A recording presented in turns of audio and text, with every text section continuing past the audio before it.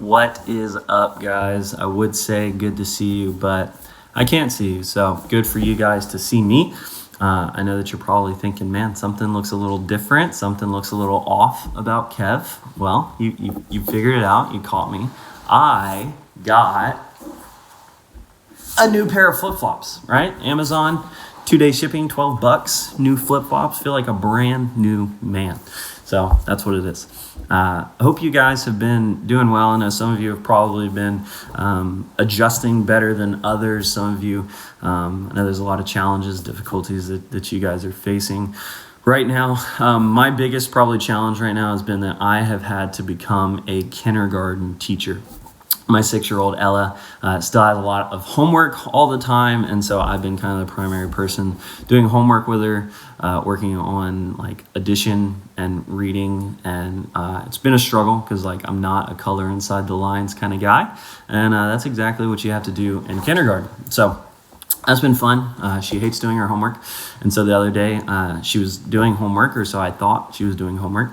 And I walk into the room, and she's on the iPad. And I'm like, Ella, what in the world? You're supposed to be doing homework. Why are you on the iPad? What are you doing on the iPad? And she looks at me, and she says, Dad, I'm just playing on TikTok.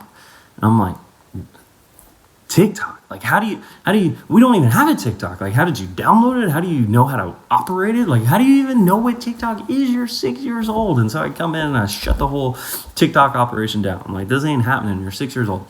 And she looks at me with these eyes. She's like, Daddy, if you delete my TikTok, I will delete every app on your phone the next time that I have your phone. And she does like this evil laugh. I'm like, what the heck kind of evil child am I raising? And so that's been interesting. That's been a lot of fun. I've been into World War II stuff. I've been watching documentaries and reading books on World War II, which has been cool. And I think there's a lot of interesting things. And one of the kind of common themes that I've seen is a lot of the generals, a lot of the leaders of these different armies fighting in World War II would talk about the importance of knowing their enemy. That they really didn't need to know who they are. They need to know how many people they're going to be facing. They need to know what kind of weapon systems they're going to have. They're going to need to know their past battle strategies, how they like to fight. Because the better that they know and understand their enemy, the better they can attack their enemy, the better that they can defend themselves against their enemy. And I think that there's something really applicable there for us as Christians to understand that we have an enemy who works against us. 1 Peter 5:8 says, be alert and of sober mind. Your enemy, the devil, prowls around like a roaring lion looking for someone to devour. And sometimes I think that we can overly blame the devil, and the devil made me do it, the devil tempted me, the devil whatever. Whenever, we have temptations that comes from our own flesh, our own selfish desires that come from the people around us, that come from the world. But Scripture's clear. There is an enemy in Satan who is out there, who wants to separate us from God, who wants to rebel against God and hurt God. And how do you do that? How do you attack the all-knowing, all-powerful, infinite God? You go after his children. He goes after us. And his battle plan, his strategy is not to go bump in the night. It's not to scare us. It's not even, primarily to physically hurt us. It's to take our eyes off of God. It's as simple as that. And we think that, the devil wants us to go out and do these horrendous blatant sinful things. Like he wants me to go sell drugs. He wants me to go be a bully and beat up innocent little people. But that's not really what Satan wants to do. I think that his best strategy is through things like complacency. Through me saying, you know what, I think me and God are good. I don't really need to pray. I don't really need to watch this devotional.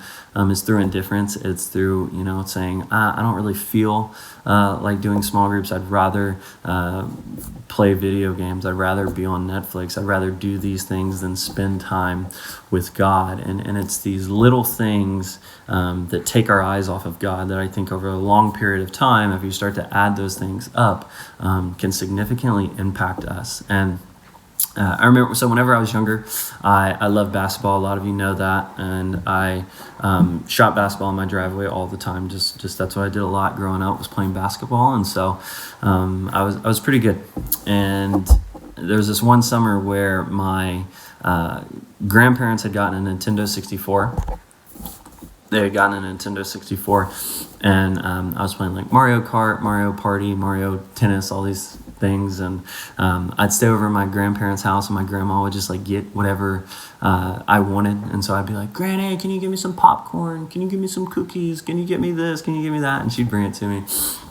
And that's what I did for 2 months. I ate cookies and played video games. And my dad kept being like, bro, like, what are you doing? You got to get up. You got to go do something. You got to shoot basketball. You got to get active, whatever.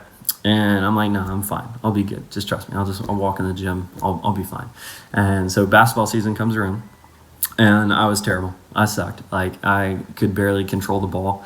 I could barely, my shot was off. I had put on weight and hadn't been running, and so like I'm tripping all over myself. I would fall like every 30 seconds. I would fall and trip over myself, and it was bad. And I thought, man, how did I get here? Like, what is happening? Like, I was just so amazed. Like, how did I get this bad? How did I get to this point? And it didn't happen over a day. It didn't happen over a couple days. It didn't happen over a couple weeks. But as you start to add those times that say, I'm not going to shoot today, I'm not going to go outside today, I'm not going to do this today, these things start to add up. I think it's the same thing in our life. Whenever we say, I don't really feel like doing small groups, I don't really feel like watching this Devo, I don't really feel like praying, I don't really feel like doing this or that, that's Satan's greatest attack against us, to slowly take our eyes and our focus off of God. And so I want you guys in small groups to talk about, man, how's maybe indifference and complacency been impacting you? How have you been dealing with it? Whether you've been doing well or not so well with it. If you have been, if you haven't really been struggling with indifference, complacency, if you've been able to stay motivated, to spend time with God and invest in your relationship with God, share that. Share that with your group, some of the habits, the different things that you've been doing to stay motivated, to stay in Scripture, to stay in prayer. And if it has been something you've been struggling with, that's okay. I have in a lot of different ways. And I want you to hear this verse. Lamentations 3:22 and 23 says, the steadfast love of the Lord never ceases.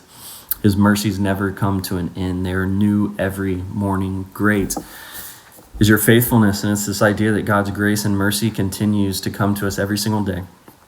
And so that if you feel like, man, how do I come back to God? How do I turn back to God? How do I start praying again? How do I start worshiping again? How do I start getting in the Word again without feeling guilty and feeling, no. You have a God who shows you mercy and grace every single day. And you've never gone too far. You've never ignored Him too much. You've never turned away from Him too much. That He isn't willing to show you grace and mercy whenever you turn to Him. And so if you've been struggling, man, with complacency, with indifference in your life, today, now is the best time to say, you know what? I'm going to commit these next 5 minutes. I'm going to commit 5 minutes today and spend that time with God. Even if we don't feel like it, there are times where we don't feel like it, but this is a decision I'm making that I'm just going to give this time to Him. So, love you guys. Hope to see you soon.